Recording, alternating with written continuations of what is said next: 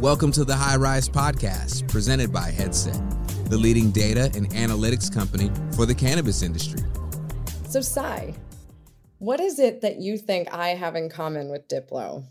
If I had to guess, it very well may be a love of cannabis. Well, you'd be right about that, but we're also both DJs. That's true. That is true. Yeah, I don't know why I didn't go right to that. Go right to that. Maybe it's because he was just in the news talking about introducing this new beverage, Leisuretown.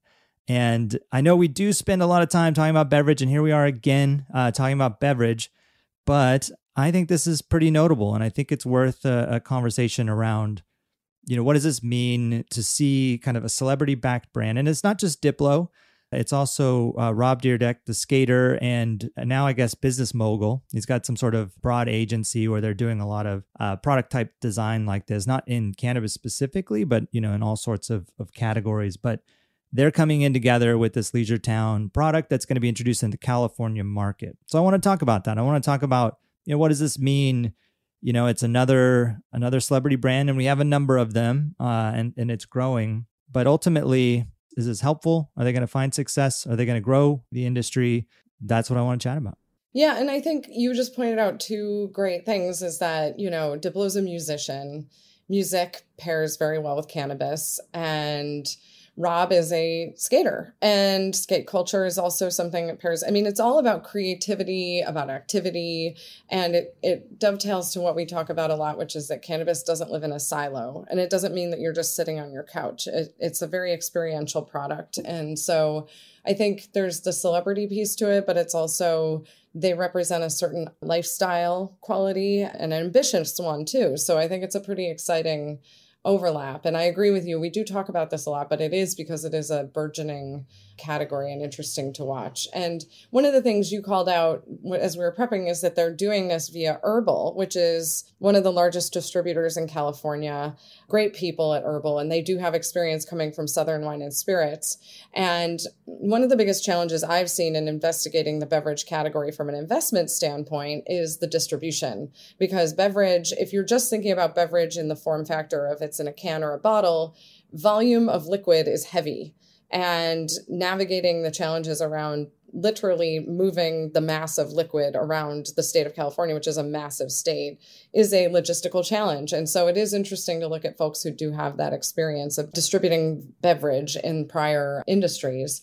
Further to that, I think, having the connections, look, California does not have nearly enough retail doors or outlets, but the ones that exist are very coveted shelf space. So being able to work with one of the established distributors to get the product on the shelves and to make sure that it's being merchandised correctly and presented correctly and stored correctly, actually, are all logistical challenges that we've seen in the distribution of beverage. So I think it was pretty smart move for them to hook up with an established group like HERBL to get this fired up. Yeah. All those things are so true. I mean, it's one thing to design a drink, obviously production of the drink, but distributing the drink's a whole nother monster, and getting it into those stores and building those relationships. So it does seem like we're getting into this more mature supply chain in the industry. It's getting there. I'm sure it's got, a fair amount of room to grow yet, but it used to be, you were a dispensary and you'd produce and sell your own products, which is generally flour, maybe some pre-rolls, like 10 years ago, that's all it was. And then you started getting branded products, and then you had to distribute, and they would self-distribute, they would have relationships with independent retailers. And now you can work with a distributor in markets like California to be able to get access. California's a big state, and beverage is probably a logistical nightmare, to just move that stuff around. So it is pretty cool that, people can do this. I know that there are organizations that are producing like white labeled beverage that have the expertise on infusion and creating this stuff. So then you kind of think, well, what is this? What is a brand, and what is, it's like an age old question, right? But, it's obviously, packaging, positioning, the look and feel. And so when you see the brand Leisuretown and some of it is a very California vibe, right? It makes a lot of sense. It's being introduced in California, and you're right. It's got the music angle. It's got the skate angle, both very California things. Obviously those things are everywhere, but well associated with California. And so is this what we're going to see more and more, from things like Obviously, beverage is a big one, but things like edibles, I don't think you'd see it as much in flower. I think when you do, it's probably going to be more like Seth Rogen's houseplant model, where, it's really passionate about, specific strains or the grow process, and probably the same amount of attention that these guys are putting into, what makes a good beverage. So kind of a cool new dynamic just to see. And this whole category, is being dubbed session seltzers. And I know like they're session beers, and this idea of like you can have an IPA that historically, have a high alcohol content in a beer, but they'll make session IPAs, which, have much lower alcohol content, and you still get some of that flavor of an IPA, but you can have a few of them, right? So at a party, barbecue or whatever, instead of just that one. And so this category, it's a aspirational category, right? And I want to talk about like beverage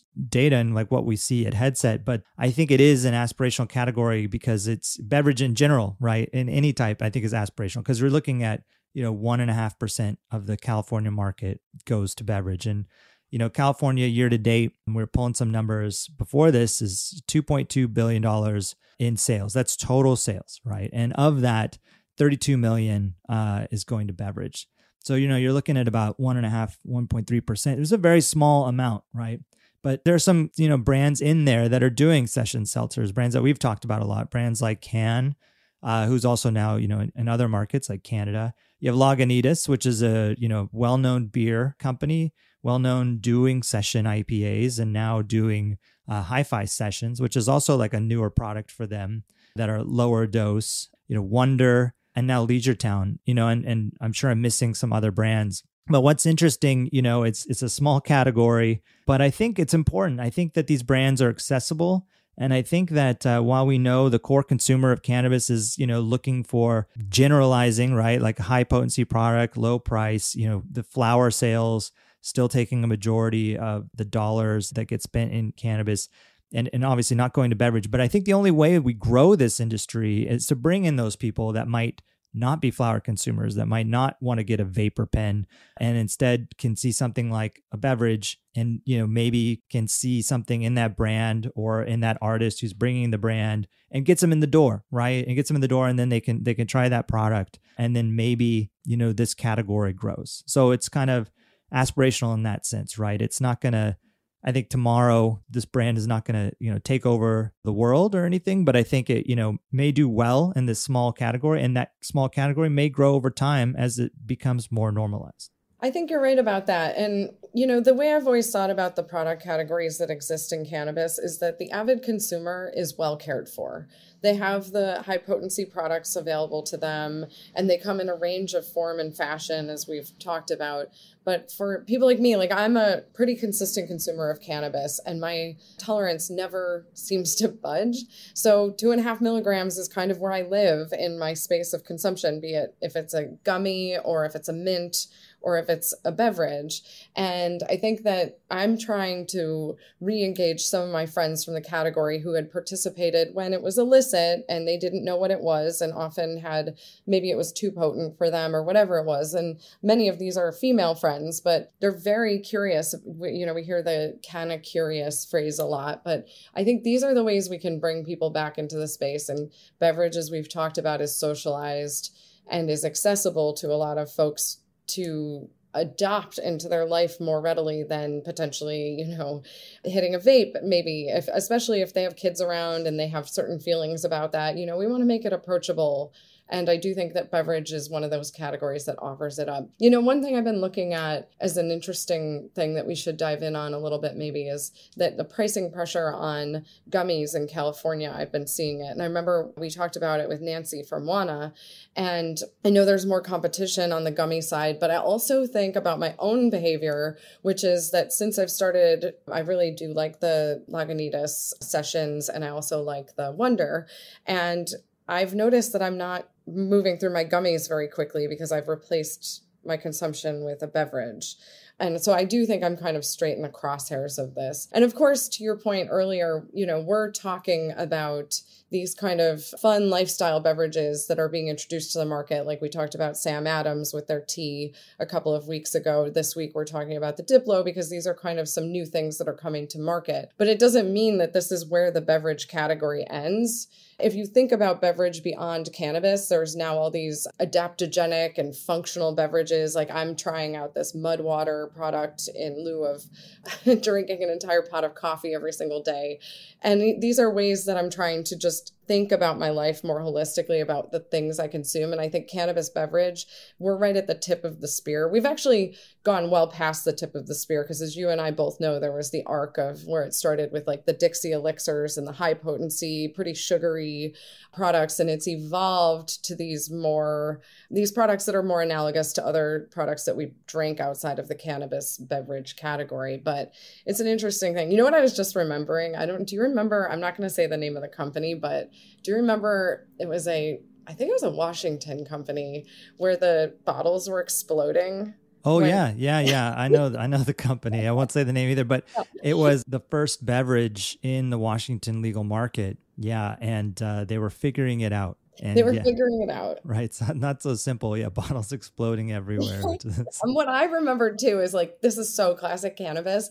The state was like, you have to destroy the product. And they were like, but they're exploding. So they were like throwing them into dumpsters and letting them explode in the dumpsters. And then they were like, quote unquote, damaging them out into the system just to have track and trace. It was just so cannabis. But I mean, we've come a long way, baby. Like now we've got Leisuretown.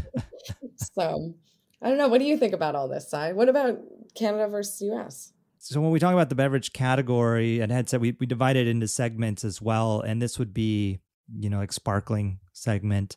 There's like teas, and then there's like drops and mixes. And in the US, drops and mixes do really well. It's almost a third of sales go to drops and mixes. And that's like the Select Squeeze. I think we've talked about that brand, or obviously we've talked about Select, but they have like a squeeze, you add it to your drinks. So that type of product actually is about a third of the market, which is huge. But it's very different in Canada. In Canada, it's mostly like sparkling, mostly the iced tea, lemonade, more like ready to drink style.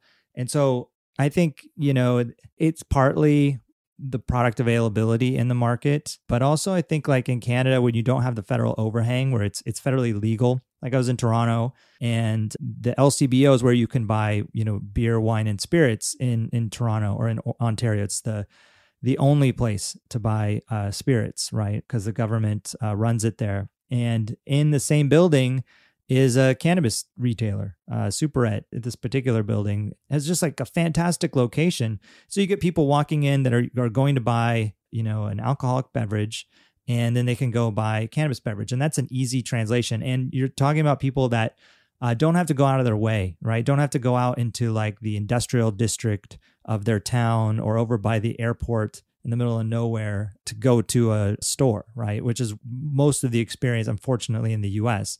In Canada, I mean, it's right there, right, for a lot of places. So I think that has an impact too on growing the category. But I do believe like having products like this coming out don't hurt, right? And I know, a lot of people, kind of will discount it, right? It's like, oh, it's a small part of the market and it's not going to be big. And it's all, investors just trying to, invest in products that they think people want, but not what people really want. But certainly, like to your point, you enjoy drinks like that. I'll have a drink like that all the time. So there are people buying it, but it pales in comparison to like the core consumer. But again, I really want to see this broaden. I want to be able to talk to my neighbors that aren't the core consumer that's going to buy a pack of pre-rolls or, an eighth of flour, but could just, brought home a 6-pack of session seltzers because, it's a low tolerance, easy drinker thing to do. And it has a parallel to something that they're used to, which is like session alcohol. So, I think that maybe I'm aspirational, but I do want to see this industry mature and expand beyond the consumer that's always been there. And that's the thing with cannabis. It's like a market for a product that's always had demand, versus like if we were, I don't know, trying to create a new product and build demand, people always have wanted cannabis, but I think that there is an opportunity to create demand for new formats. And I think having, announcements like this and seeing brands like this don't hurt, right? It doesn't hurt. So we'll see how it does. But, I'm pretty excited, and, I would love to try it. Yeah. I mean, we were talking about how like Steve Jobs used to say, you can't ask consumers to be the ones to innovate products. You have to kind of lead them. And I mean, if it wasn't for people like him, we wouldn't have the iPhone, which today I could go both ways on that, seeing as I can't shake that thing, but you know what I'm saying. And I think it's one of those things, this category is going to be one where people are going to have to hold space and kind of help to build the bridge to the consumers to welcome them into the category. And I also think that, the folks who love the high potency products, maybe this just becomes another companion piece to their whole consumer experience. I know I've talked about this on the pod before, but I really do. When I go to music performances, I actually much prefer cannabis to drinking alcohol for a few reasons. I mean, one, if it's a really amazing show, like if it's a great DJ, I get really hot, and hydrating is not what happens when you drink alcohol. But if you consume a cannabis product, maybe it's a vape, maybe it's because they won't be selling these in venues, let's get honest, yet. Although at Outside Lands, you would be able to procure this, which would be pretty cool at the Grasslands. That would be cool. Venue. But anyway, all this goes by way of saying, I think you're right. We have to kind of bring the consumer to this space, but I think it'll be good work worth doing. This is one of many, right? This isn't the session seltzers aren't going to be the only thing that do it. I think that there's plenty of things that can do that, but just more that do the better. So looking forward to, Guy Fieri would say, taking a trip down to Leisuretown. Thanks for listening to the High Rise Podcast, presented by Headset. For more information on Headset, visit headset.io.